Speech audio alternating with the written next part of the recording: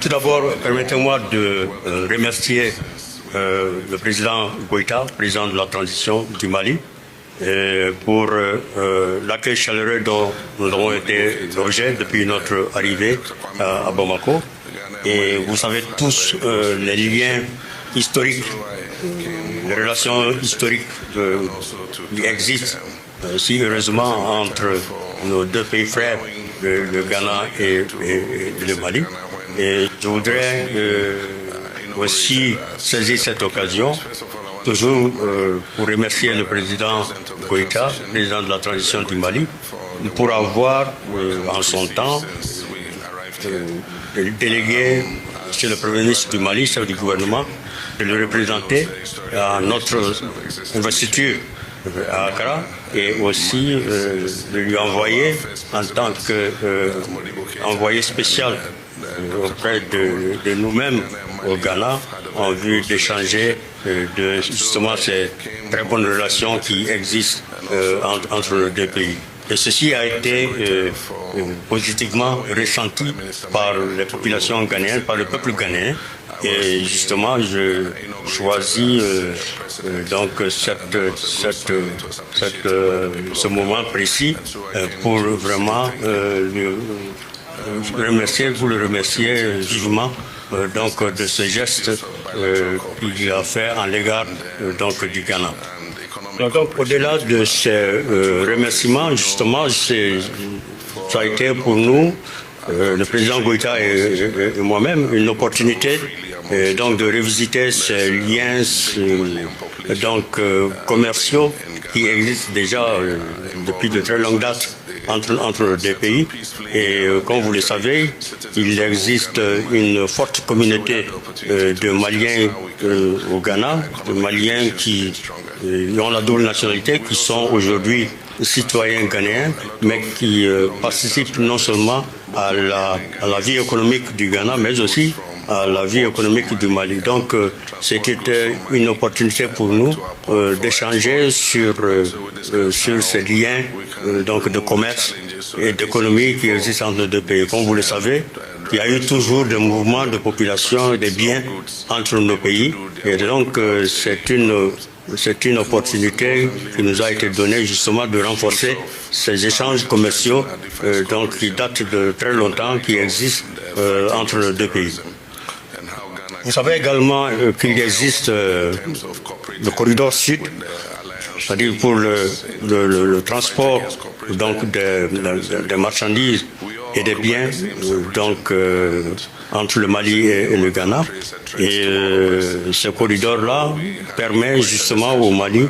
aux opérateurs économiques maliens,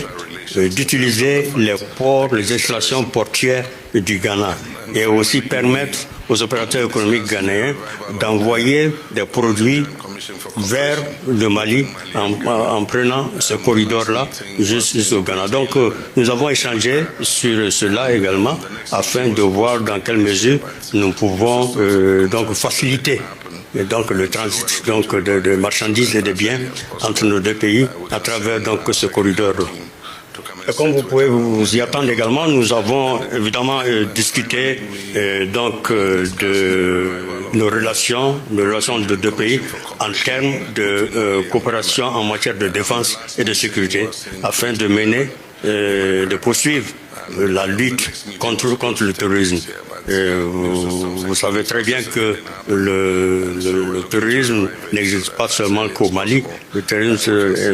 existe au Mali et aussi dans les autres pays de l'Alliance du Sahel, de la Confédération, et qui s'est même au-delà dans d'autres pays du Sud, notamment le Ghana et d'autres. Alors donc nous avons échangé afin de voir ensemble dans quelle mesure nous pouvons donc mutualiser nos efforts afin de lutter efficacement contre les groupes terroristes, contre le terrorisme, donc dans la sous-région. Nous avons aussi parlé de la grande commission mixte de coopération qui existe entre le Ghana et le Mali. Et donc cette grande commission mixte, nous avons regardé, nous avons décidé de la redynamiser parce que la dernière réunion de la commission a été tenue au Ghana en 2011 Donc il s'agira maintenant pour nous de voir les voies et moyens, comment redynamiser la grande commission mixte et prochainement lors de sa tenue donc ici au Mali. Naturellement, nous avons discuté donc de ces liens, de ces relations qui peuvent exister entre donc, la Confédération de l'Alliance des États du Sahel et la CEDEAO, prise en tant que regroupement dans la sous-région. Nous avons compris qu'il y a eu donc une sorte de manque de confiance entre les leaders donc des différents regroupements donc de la CEDEAO, de la Confédération de l'Alliance des États du Sahel. Mais je pense que ce manque de confiance doit donc être corrigé et afin qu'il puisse y avoir le respect mutuel entre donc le leadership donc de chacun de ces regroupements au niveau de la sous-région. Donc nous allons pouvoir travailler afin que puisse exister des relations donc dignes de son nom entre l'AES, la Confédération donc des États du Sahel qui existe, qui est irrévocable, et aussi la CEDEAO. Si vous considérez ainsi, je peux dire que je suis un ancien, parce que j'ai été, en son temps, j'ai été déjà président en exercice de la CEDEAO, et je peux dire également que je suis nouveau, parce que je viens d'être élu président donc, de la République du Ghana. Et je pense que, comme toujours, nous sommes entre nous, nous sommes frères, nous sommes tenus à vivre ensemble. Et donc, Ghana, à travers ma personne, nous avons pris l'engagement de poursuivre donc, cet appui donc, à la Confédération et aussi de travailler à faire en sorte à ce qu'il existe donc, ce lien, ces relations donc, entre les deux regroupements, entre la Confédération des États de l'AES et la CEDEAO, donc dans notre espace ouest africain.